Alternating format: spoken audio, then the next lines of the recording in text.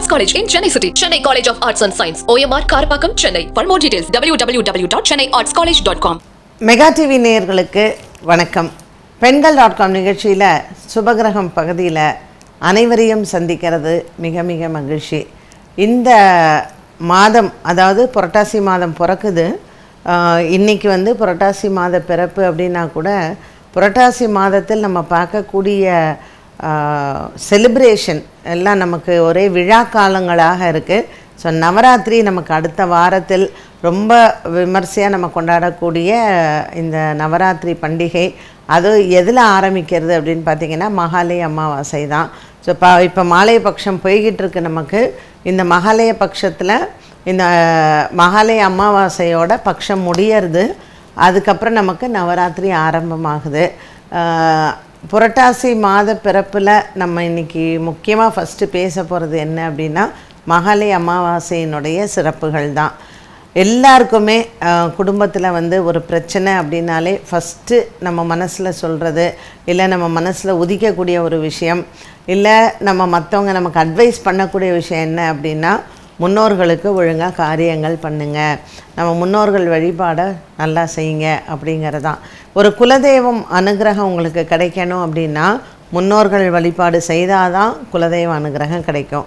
இதில் நிறைய பேர் நம்ம பண்ணுற தப்பு என்ன தெரியுங்களா? எனக்கு இதில் எல்லாம் நம்பிக்கை இல்லை அப்படின்னு சொல்கிறது தான். நீங்கள் நம்புறீங்களோ இல்லையோ, ஒரு விஷயம் நம்ம அறிவியல் பூர்வமாகவோ இல்லை நம்ம வந்து ஒரு ப்ராக்டிக்கலாக யோசித்து பார்த்தோம் அப்படின்னு சொன்னால், எந்த ஒரு லிவிங் பீயிங், அதாவது எந்த ஒரு உயிரினம் இறந்து போனாலும் அதனுடைய ஆத்மா அப்படிங்கிறது வந்து ஒன்று அடுத்த பிறவி எடுக்கிறதுக்கு அது தயாராகும்.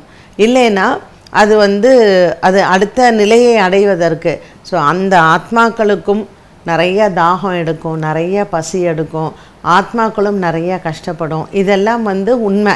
வேதங்கள் சொல்லக்கூடிய விஷயங்களில் எதுவுமே பொய் என்பது கிடையவே கிடையாது. ஸோ நீங்கள் எந்த மதமாக இருந்தாலும் இந்த எல்லா மதத்துலேயுமே நம்ம சொல்கிறது என்ன? ஆத்மா சாந்தி அடையணும்.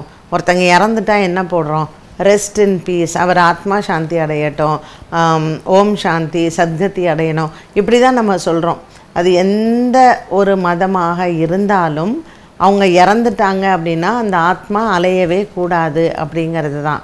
இதில் எனக்கு நம்பிக்கை இல்லை, இது வந்து அவங்க கண்டிப்பாக சாப்பிடுவாங்களா, இந்த மாதிரியான ஆராய்ச்சிகள்லாம் இல்லை விதண்டாவாதங்கள்லாம் சில பேர் செய்கிறது உண்டு. உங்கள் சந்ததிகள் நம்ம நீங்கள் இன்றைக்கி நல்லா இருக்கீங்க அதனால் நம்பலை அப்படின்னு கூட நீங்கள் சொல்லலாம். ஏன்னா இன்றைய காலகட்டத்தில் ஒவ்வொரு குடும்பத்திலையும் நம்ம பிரச்சனைகள்னு பார்க்கும் பொழுது திருமணம் ஆகாமல் போவது, இரண்டாவது குழந்தை பாக்கியம் இல்லாமல் போகிறது, திருமணமானால் அந்த பெண்கள் முக்காவாசி வாழாமலேயே தன் கணவனோட வாழாமல் பிறந்த வீட்டிலே இருக்கிறது, இல்லைன்னா ஒரு சுமங்கலி யோகம் இல்லாமலேயே இருக்கிறது. இப்படி ஒரு வாழ்க்கை முழுமை அடைவது அப்படின்னு சொன்னாலே பருவத்தில் கல்யாணம் செய்வது, காலத்தில் குழந்தைகள் பிறப்பது, அதுக்கப்புறம் நமக்கு முதுமையில் நம்ம பேரம்பேத்திங்களை பார்க்கறது, அதுக்கப்புறம் அவங்களுடைய திருமணங்களை பார்க்கறது, இது எல்லாமே ஒரு மனிதனினுடைய வாழ்க்கையில் அப்படியே முழுமை அடையணும் அப்படிங்கிறது தான். ஆனால் இன்றைக்கி காலகட்டத்தில் நம்ம வந்து அந்த மாதிரியான ஒரு முழுமையான வாழ்க்கை நம்மளால் வாழ முடியறதில்ல. சில பிள்ளைங்களுக்கு வந்து அவங்க திருமணத்திற்கு முன்னாடியே அப்பா அம்மா காலமாயிடுறாங்க, இல்லை வயசாகிடுச்சு, கல்யாணம் பண்ணிவிட்டு வீட்டிலே டைவர்ஸும் பண்ண மாட்டாங்க, ஆனால் புருஷன் கூட வாழாமையே இப்படியே உட்காந்துருப்பாங்க. இந்த மாதிரி பிரச்சனைகள்லாம் எதனால் வருது அப்படின்னு கேட்டிங்கன்னா பித்ருக்களினுடைய காரியங்களை ஒழுங்காக செய்யாமல் இருக்கிறது தான். ஸோ நம்ம முன்னோர்கள் என்ன பண்ணாங்க? நீ ஒரு வருஷத்தில் வந்து 12 அமாவாசை வருது, நீ எந்த அமாவாசையிலையுமே செய்யலையா? இந்த மகாலய அமாவாசையை நீ செய்ய. ஏன்னா பித்ருக்கள் என்ன பண்ணுறாங்கன்னா உங்களை தேடி வர்றாங்க. அவங்க நாம் தேடி போவே வேண்டாம், உங்களை தேடி பித்ருக்கள் வராங்க. எப்பொழுது? இந்த ஆடி மாதம் சூரியன் எப்போ தட்சிணாயன புண்ணிய காலம் ஆரம்பிக்கிறதோ அப்போவே இந்த பித்ருக்கள் எல்லாம் என்ன பண்ணுறாங்க? அவங்க வந்து பித்ருலோகத்திலிருந்து பூலோகத்திற்கு வராங்க.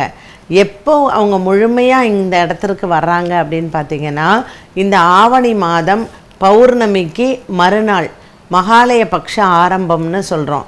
இந்த 15 நாட்கள் இந்த அமாவாசை வரைக்கும் இந்த புரட்டாசி மாதத்தில் இந்த மகாலய பட்சத்தில் ஃபுல்லாக பித்ருக்கள் வந்து நம்மளுடைய இல்லங்கள் தேடி வந்து அந்த முன்னோர்கள் நமக்கு ஆசீர்வாதம் பண்ணுறாங்க. நீ நல்லா இரு, உன் குடும்பம் நல்லா இருக்கணும், நான் திருப்தியாக இருக்கேன், நான் திருப்தியாக எனக்கு வந்து என்னுடைய பசி என்னுடைய தாகம் இது எதுவுமே இல்லாமல் என் ஆத்மா திருப்தியாக இருக்குது அப்படின்னு அந்த ஆத்மாக்கள் எல்லாமே வந்து உங்களை ஆசீர்வாதம் பண்ணிட்டு போகிறாங்க. எப்போ போகிறாங்க? ஐப்பசி மாதம் அமாவாசைக்கு திரும்பவும் அவங்க பித்ருலோகம் போகிறாங்க. ஸோ இந்த காலகட்டங்களில் முழுமையாகவே நம்மளுடைய முன்னோர்கள் நம்ம கூட வாழும் பொழுது, அவங்க நம்மளை தேடி வரும் பொழுது, இதில் முக்கியமாக இருக்கக்கூடியது இந்த மகாலய அமாவாசை. ஏன்னா இந்த 15 நாட்கள் மகாலய பட்ச காலம் முடிந்து இந்த மகாலய அமாவாசையில் அப்படியே அந்த பித்ருக்களினுடைய ஆசீர்வாதம் நமக்கு பரிபூரணமாக வருது. மகாலய அமாவாசை முடிஞ்ச மறுநாள்லேருந்து நமக்கு நவராத்திரி ஆரம்பமாயிடுது. நவராத்திரி முடிஞ்ச கையோட நமக்கு தீபாவளி வந்துடுது. தீபாவளி முடிஞ்ச கையோட நமக்கு ஒரு 15 நாட்கள்லையோ அல்லது 45வது நாளோ கார்த்திகை தீபம் வந்து வருது. இப்படி இந்த திதிகளினுடைய வரிசைப்படுத்தி பார்க்கும் பொழுது மனிதன் ஒரு வாழ்க்கையில் முழுமை அடைவதற்கும் அவனுக்கு பரிபூரணமாக இறையருள் கிடைப்பதற்கும் இந்த பித்ருக்களினுடைய ஆசீர்வாதம் ரொம்ப ரொம்ப தேவை. இந்த அமாவாசை, இந்த மகாலய அமாவாசைங்கிறது வந்து சூரிய பகவான் கன்னி ராசியில் ஒரு மாதம் சஞ்சாரம் செய்கிறார், புரட்டாசி மாதம் முழுவதும். ஸோ இன்றைக்கி வந்து பார்த்திங்கன்னா சூரியன் வந்து மாறுகிறார். புரட்டாசி மாதத்தில் சூரிய பகவான் கன்னி ராசியில் புதன் வீட்டில் முழுமையாக ஒரு மாதம் இருக்கும் பொழுது இப்போ வந்து பார்த்திங்கன்னா புதனும் உச்சபலம் பெற்று கன்னிராசியிலே தான் இருக்கார். சொட்சேத்திரம்னு சொல்லுவோம். தன்னுடைய சொந்த வீட்டில் புதன் உச்சபலம் பெற்று இருக்கிறார். அதற்கப்புறம் இந்த புத பகவானோட யார் சேர்றா? சந்திரன் சேரும் பொழுது அது அமாவாசை திதியாக அமைகிறது.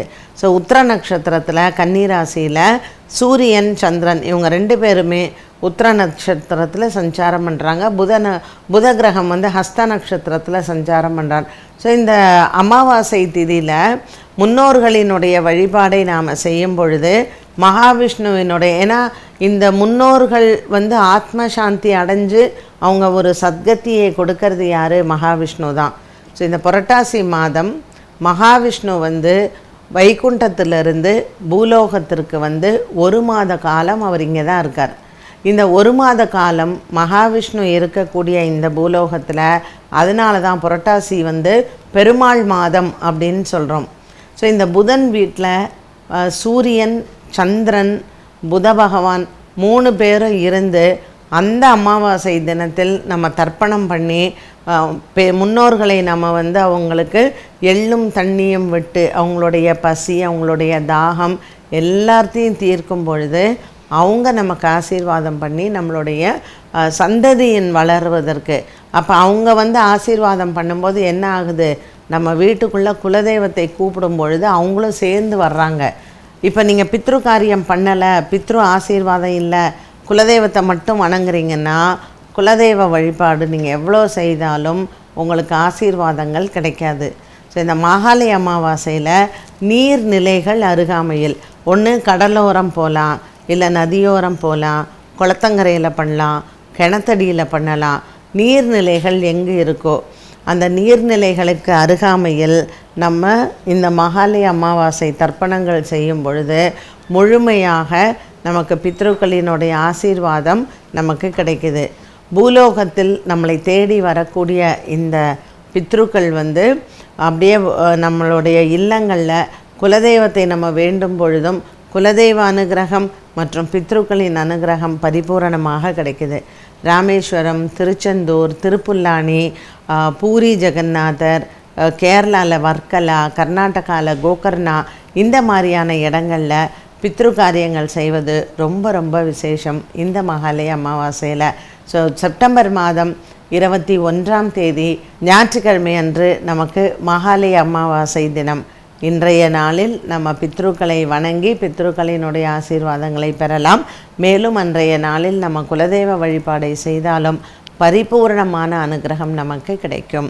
இந்த மகாலய அமாவாசை இந்த புரட்டாசி மாதத்தில் சூரியன் சந்திரன் மற்றும் புத பகவான் கன்னிராசியில் சஞ்சாரம் செய்து நமக்கு மகாவிஷ்ணுவினுடைய அருளை பரிபூரணமாக கொடுக்குறாங்க. ஸோ இந்த மகாலய அமாவாசை எதற்காக நம்ம தர்ப்பணம் செய்யணும், இன்றைய தினத்தில் நம்ம தர்ப்பணம் செய்தால் என்ன மாதிரியான பலன் அப்படிங்கிறதையும் இன்றைய பெண்கள்.com நிகழ்ச்சியில் நீங்கள் பார்த்தீங்க. மீண்டும் உங்களை சந்திக்கும் வரை நன்றி, வணக்கம். Best Arts College in Chennai City. Chennai College of Arts and Science. OMR Karpakkam, Chennai. For more details, www.chennaiartscollege.com.